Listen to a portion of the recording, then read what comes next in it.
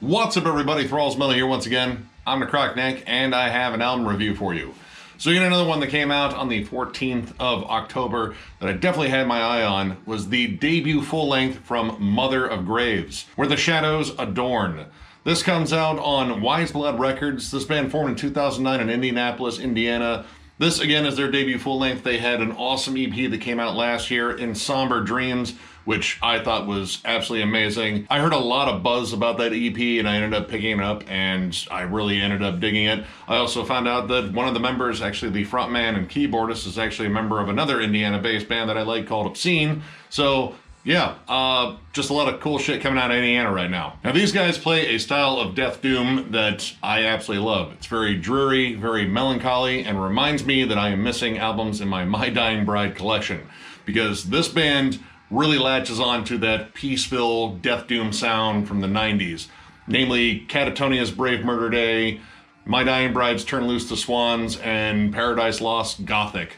Pretty much take all those albums and you have essentially the baseline sound for this album. And to further cement that, they even got Dan Swano to master it, which this actually sounds like it came out during that era. It's very spacious, there's a lot of reverb, and holy shit is this depressing. Like, this album pretty much just lies in bed and doesn't want to get out because it's cold and rainy out. And honestly, I kind of feel that way. Like, honestly, I was waiting for the rain and just the sun to be blotted out of the sky as soon as I started this, because man, this is pure sad boy fucking death doom. Like, I don't even want to mosh or worship Satan. I just want to stay inside and pull the blinds closed and fucking listen to Typo Negative. So naturally, this was the perfect month for this to come out. That, or maybe like November. November's kind of shitty too. A lot of rain and mud and bullshit. At least here in the Midwest. These guys are from the Midwest, so they definitely know. But that is, again, the overall feel of this album. And right from the rip, with the first two tracks, the title track and the song Rain, man, do you just kind of get lost in this very washy, very melancholy just vibe on this. It is dreary, it's gothic, the riffs are exceptionally sad, they drone on the most melancholy of melodies, and they are always accompanied by like dreary leads or keys in here, or at least keys that sound like pianos. Like, I like the fact that the keyboards on here are not just all washy synths. They sound like actual pianos, which gives it a very like classical, almost sophisticated sound, but it still has the power to pummel you over the head with giant fucking riffs. But the overall vibe in this is, again, more depressive than oppressive. Like, there's definitely heavier moments on here that definitely move more towards the death metal side, but a lot of this is just gothic dreariness, and it's, again, literally perfect for this month. This return to this like classic style of death doom definitely seems to be a bit of a trend, with Temple of Void moving into that territory more so on the last album, and bands like Death White actually, you know, kind of coming up from the underground and getting some recognition. So it's really cool to kind of hear this trend circle back around, because that era of death doom was highly influential. A lot of the death doom that I listen to in general is more close to like incantation. Like, they kind of build around those giant incantation, like single droning riff breakdowns they do.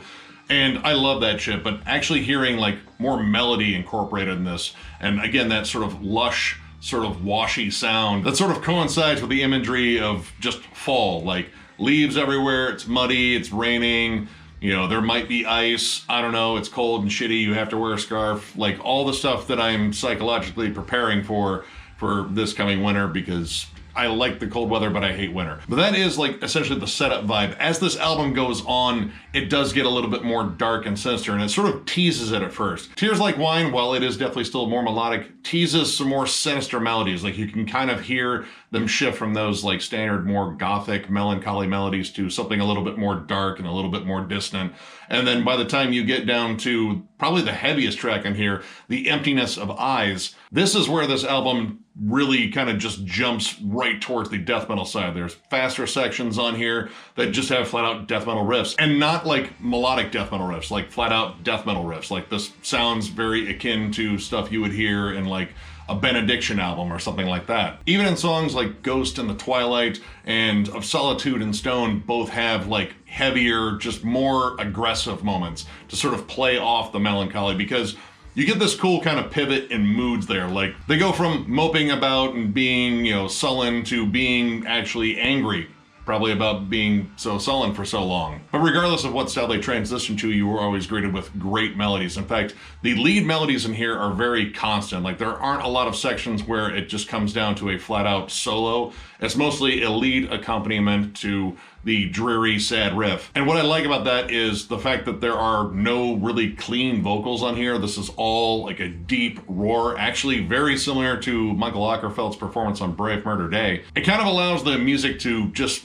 explore melody a little bit more while the frontman roars and accompanies it with some really cool dreary keys. And this album definitely does explore all the different avenues of flat out bummer music they can. There are goth rock moments on there where it kind of gets more up tempo and not necessarily like, you know, super heavy, but still like a solid heavy rock sort of vibe. Songs like, again, Of Solitude and Stone and the song The Crown both have moments that are a little bit more up tempo and kind of more reminiscent of bands like Sisters of Mercy, albeit played through like a melodic death metal filter. And The Crown even ventures into more funeral doom territory where it slows it down to an absolute crawl and plays the dreariest heavy riffs they can.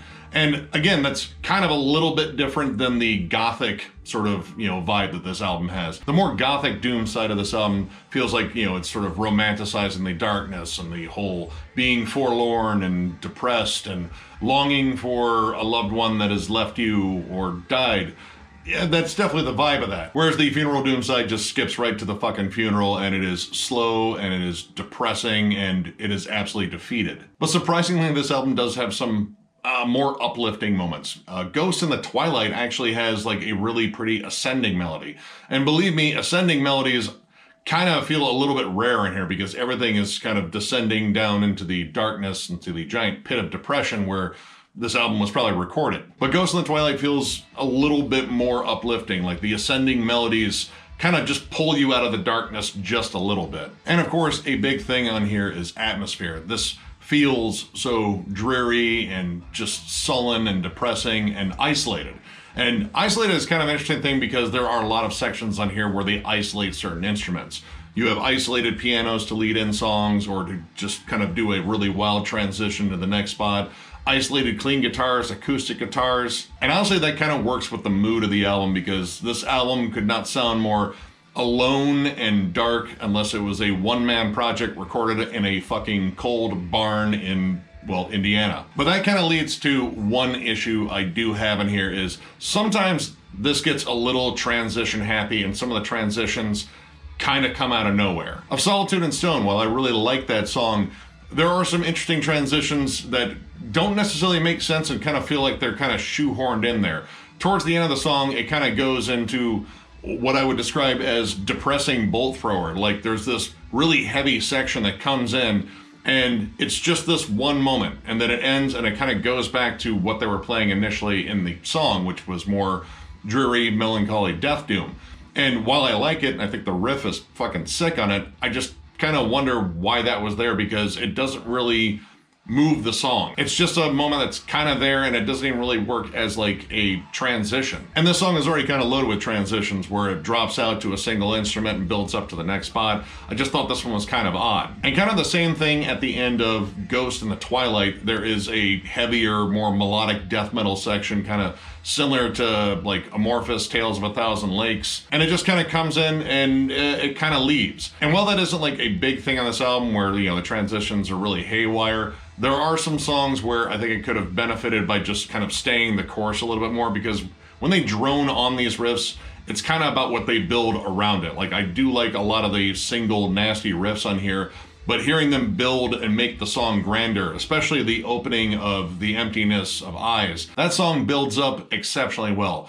Each part kind of comes in, like it starts off with an isolated guitar, then you get a harmony, accented drums, it just starts getting bigger, and then all of a sudden out of nowhere, like it gets fucking really heavy, and that's a good break at that point from the absolute dreariness of the album before that. Now the other issue I have, and it's kind of about the entire album, is I honestly feel like this album should be longer, at least most of the songs should be. That might help with the transition stuff because giving some moments longer to breathe, I think would definitely help because there's a lot of great parts in here, but sometimes I feel like they get cut off. The last track, the Caligula's voice, Caligula,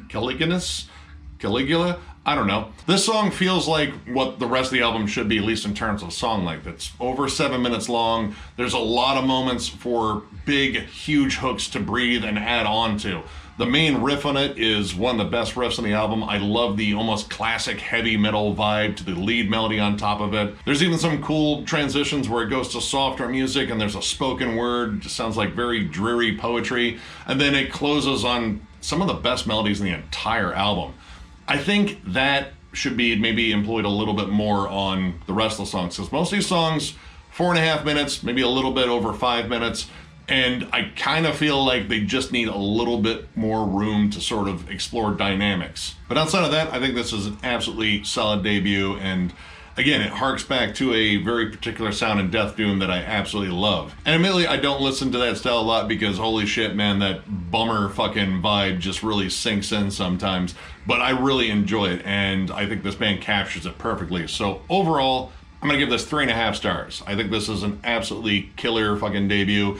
It is not without some moments where I think it just needs maybe tightened up or even just expanded overall, but musically, they have the sound nailed. The production here is absolutely perfect. It's depressive, it's melancholy as hell, but it also delivers some flat out just bruising songs on here. Again, if you are a big fan of Paradise Lost, My Dying Bride, Catatonia, I would even throw in early Anathema and again, Temple of Void and Death White. Definitely check out this band. This is almost as bleak as it gets. Again, I just listened to a bunch of My Dying Bride not too long ago, and man, that shit's still fucking sad as fuck, but this definitely captured that vibe, and again, if you like anything like that, definitely check this out. So, if you enjoyed the review, give it a thumbs up, and if you are new to the channel, subscribe, because we do stuff like this all the time. We are also on Patreon. If you'd like to help us out there, there's a link down below to thrallsmetal.com. Our Patreon link is in there, and there's also our shop there. We have our t-shirts, and we do have audio versions of our episodes, in case you'd rather listen to us than look at us. I make that joke a lot, but I've also seen our faces, so I get it. And of course, thank you so much for liking, subscribing, following, commenting, all that stuff. It's amazing doing this, and I'm having a lot of fun with it. There's so much good music out there, and just hearing the awesome feedback from all you guys is absolutely fucking amazing. I look forward to doing this shit like all the time. Like I get giddy and excited about doing videos, and I fucking love that feeling, and I hope it never goes away. And you guys are a huge reason for that. So once again, thank you all so much for watching, and we will catch you later.